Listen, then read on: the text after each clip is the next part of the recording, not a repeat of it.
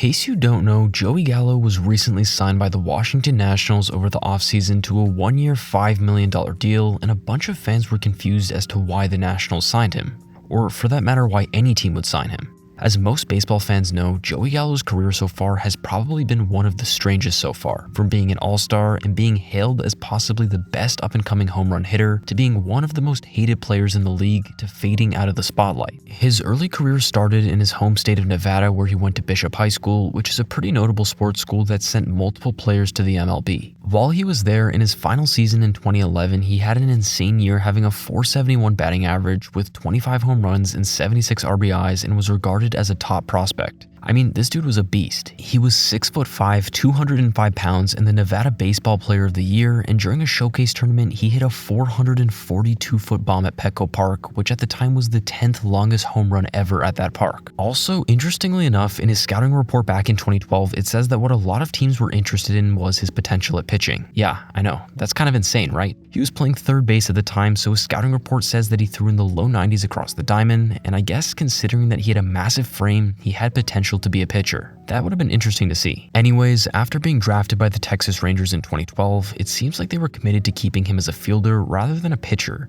and he progressed pretty quickly, hitting the most home runs in the minor leagues in 2013, and he started to cement himself as a top prospect for hitting power. In the minors though, his batting average was honestly pretty solid. He was batting .251 in the minors, and while that isn't as high as most other top prospects, his power made up for it. But there was one glaring problem with his batting statistics. Across 411 at-bats in the minors, he struck out 172 times. And listen, there's a bunch of players who strike out a bunch who are still considered good players, maybe even elite. I mean, take Kyle Schwarber for example. Last year, he led the league in strikeouts with 215 strikeouts, and he even had a sub-200 batting average, but his 47 home runs and high walk rate made him a really good player. So while Joey Gallo's high strikeout rate was alarming, it wasn't the end of the world, at least at the time. He eventually got promoted to the big leagues in 2015 and probably had one of the best debuts you can possibly have. He hit a 2-run homer, giving the Rangers a 6-2 lead, and ended up finishing the game with 4 RBIs and a curtain call. He went back and forth between the minors and the MLB for the next season or two, but really started to cement himself as a starter in 2017 when he hit over 40 home runs but expectedly batted near 200. His breakout year came in 2019 when he just went crazy out of the gates.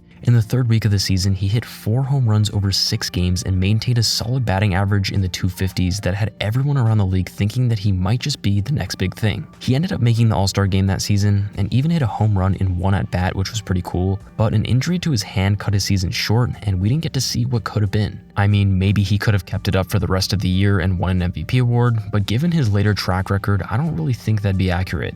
2020 was a struggle for him, and I think this is really where the cracks started to show in his game. He batted .181 that year, didn't really hit many home runs, and was overall a below-average hitter. But to be fair, 2020 was the shortened season, and a lot of players that were historically elite like Jose Altuve had horrible seasons. So most players, including Gallo, were given a free pass for their decline in performance. Now, 2021 was probably the most important year of Gallo's career and what would end up changing everything. In the first half of the season, he was solid and back to his 2019 ways. His batting average was in the 220s, which was fine considering that he was hitting a bunch of home runs and also walking a lot, which inflated his on-base percentage. Now, just for context, the Rangers were a horrible team. They were pretty much at the bottom of the standings, only better than the Orioles, and they only had a couple of years left of control over Gallo's contract, so they dealt him to the Yankees for some prospects. And this was pretty much devastating for him. I mean, he knew that he was probably going to get traded, that was obvious, but he made it pretty clear before the deadline that he would have preferred to stay in Texas since it was his home and he'd been in the organization for so long.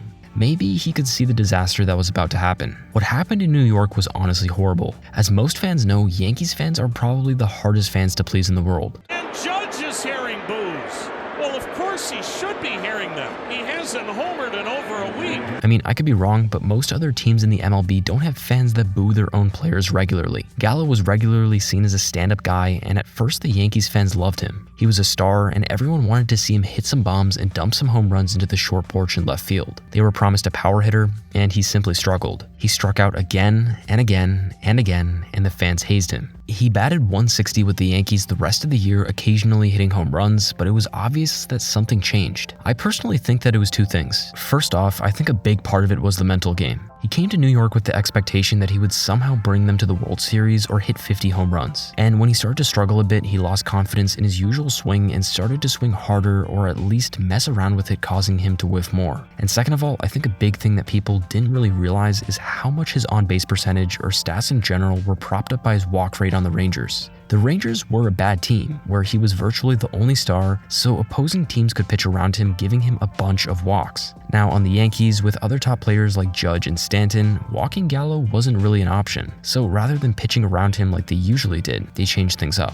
And Gallo probably couldn't adjust to it, and that's why his walk rate dipped significantly on the Yankees. Anyways, Gallo started to get called washed and he was basically harassed by Yankees fans. In an interview, he even said that he didn't want to leave his apartment in New York because of the fans, which is just sad. He did end up getting a fresh start when he was traded the next season to the Dodgers, and he only slightly improved. He still batted nearly 160, and even though the fans didn't boo him like they did in New York, he didn't get re-signed in 2023 and went to the Twins. He had some injuries last season, but overall had a much better season, still having a low batting average at 177 with 21 home runs, but was otherwise decent. Now, I think the main problem with Gallo was that he was always hyped up to be better than he actually was, which caused a lot of fans to dislike him. I don't think people actually understand how his game works. Teams sign him knowing that he'll probably bat near 200 or maybe even below that, but his home run production and high walk rate make him a decent player. And I get that the Yankees signed him when he was red hot, but there was no reason to think that he would be getting a bunch of hits. If you look at his stats in his career, the only objectively bad season that he had was 2022, so I think that it's just a matter of people placing insanely high expectations on him. Either way, this upcoming year on the Nationals is going to be interesting because they've been known to help veteran players bounce back, such as Jeimer Candelario and Kyle Schwarber. Do you think Joey Gallo has what it takes to bounce back?